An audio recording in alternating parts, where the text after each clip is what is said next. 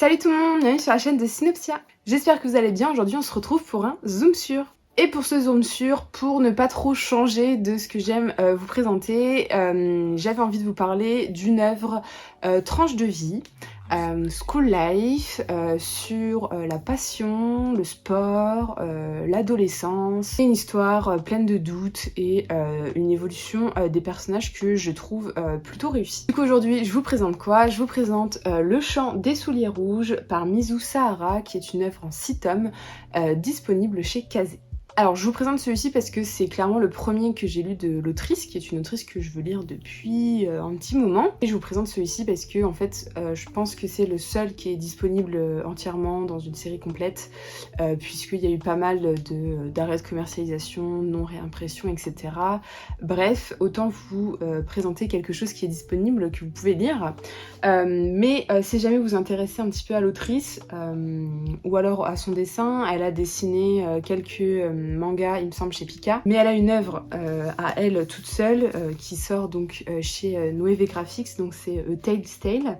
Pour l'instant on a 2 tomes, voilà, et je vous en ai parlé dans le dernier vlog. Bref, ça parle de quoi? Dans Le Chant des Souliers Rouges, on suit Kimitaka, qui est un jeune garçon plutôt nonchalant, sans amis, depuis que lorsqu'il était plus jeune, il a dû accepter ne pas être à la hauteur pour jouer au basket face à ses camarades, puisque c'était un sport qu'il adorait, dans lequel il était plutôt bon, jusqu'au jour où il a dû apprendre à jouer au basket à ses amis, sauf qu'il s'est rendu compte que ses amis progressaient beaucoup plus vite que lui. Et depuis ce jour-là, il a tout abandonné, il estime qu'il n'a plus aucun talent pour rien, il se perd dans une certaine nonchalance, une paresse et des journées assez moroses, jusqu'au jour où il aperçoit donc Takara qui se donne à fond dans le basket. Et d'ailleurs avec cette fille, il y a un certain passif, puisque à l'époque du collège, il la croise une première fois alors que lui s'apprête à acheter ses chaussures de basket, résigné à n'avoir aucun talent pour ce sport. Quant à elle, Takara était également en train de vouloir jeter à la poubelle ses chaussures de flamenco pour les mêmes résignations. C'est finalement cette deuxième rencontre qui va motiver Kimitaka à se lancer dans une nouvelle discipline en voyant que Takara est à fond dans le basket.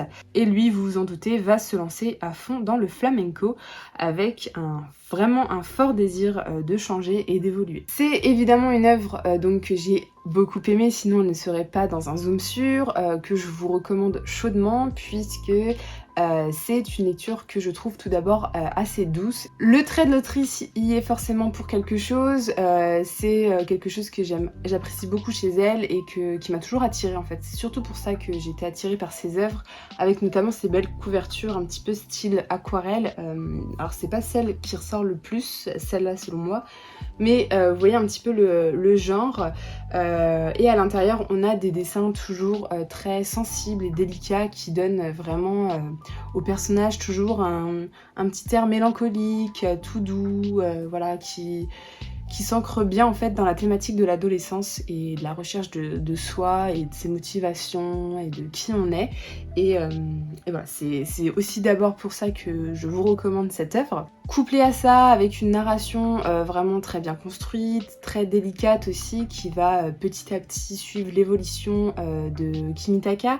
C'est une narration très introspective sur ce personnage-là, puisque voilà, on va le suivre, parcourir vraiment un long et dur chemin pour le voir évoluer étape par étape, tranquillement et avec pas mal de doutes toujours qui l'entourent. En fait, j'ai beaucoup aimé ce manga parce que on aborde le fait de ne pas avoir de talent pour sa passion, et c'est quelque chose qui, je pense, est assez compliqué à vivre, à accepter, et on se résigne assez vite.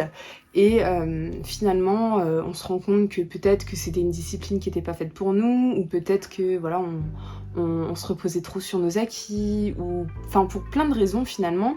Et ce que j'aime dans ce manga-là, c'est que on s'axe pas forcément que sur le personnage principal, puisque du coup, Kimitaka va pouvoir s'entourer de nouveaux amis, et nouveaux amis qui, eux, ont également leurs doutes, dont un qui a connu aussi une déception du même type que que Kimitaka, alors pas dans les mêmes conditions ou quoi que ce soit, mais ça rejoint cet aspect passion, cet aspect discipline, qui finalement ne concorde pas avec ce qu'on avait pensé au départ et qui ne va pas forcément se terminer de la manière qu'on le souhaitait. En tout cas, c'est un super manga sur l'adolescence si vous êtes comme moi et que vous adorez ce genre de récit, parce que pour moi, on est tous de grands adolescents qui avons encore pas mal de doutes et qui, personnellement, je me cherche encore sur plein de sujets.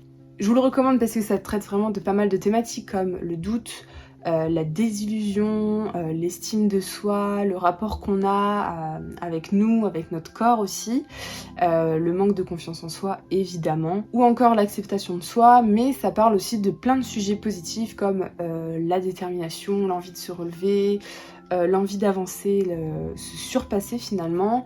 C'est, je pense, un mix quand même entre tranche de vie, school life, mais aussi un petit manga de sport clairement. Puisque voilà, le flamenco ça n'a pas l'air d'être de tout repos non plus, mais voilà, c'est vraiment une superbe œuvre. C'est en 6 tomes donc c'est pas trop long, mais voilà, j'ai beaucoup aimé tout ce qui était thématique abordé surtout dans cette histoire. Alors même si j'ai été un petit peu frustrée à la fin, je vous l'avoue, parce que je trouve qu'on aurait pu aller plus loin dans beaucoup plus de choses, mais je pense que c'est quand même une œuvre qui se conclut bien. Je pense que l'autrice elle a mis ce qu'elle voulait mettre dedans et c'est le principal et ça se ressent quand même et voilà, je peux que vous le recommander. De mon côté j'ai hâte de voir ce que va donner Tales Tale sur la durée. Voilà, pour l'instant j'aime beaucoup, même s'il y a des aspects où je sais pas trop encore, à voir.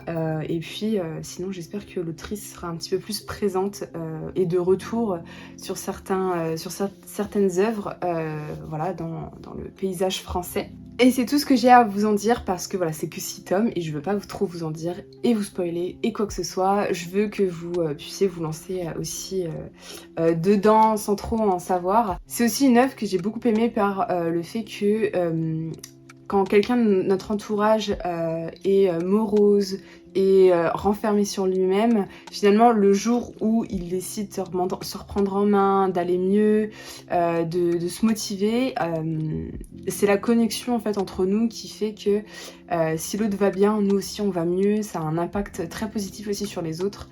Ça aussi c'est très bien abordé aussi je trouve dans ce manga là. Bref, c'est un super manga, je vous en dis pas plus. Je vous laisse aller le découvrir si cette vidéo vous a convaincu. En tout cas si vous voulez vous lancer dans un manga pas trop long, 6 tomes, c'est parfait, c'est disponible chez Kazé.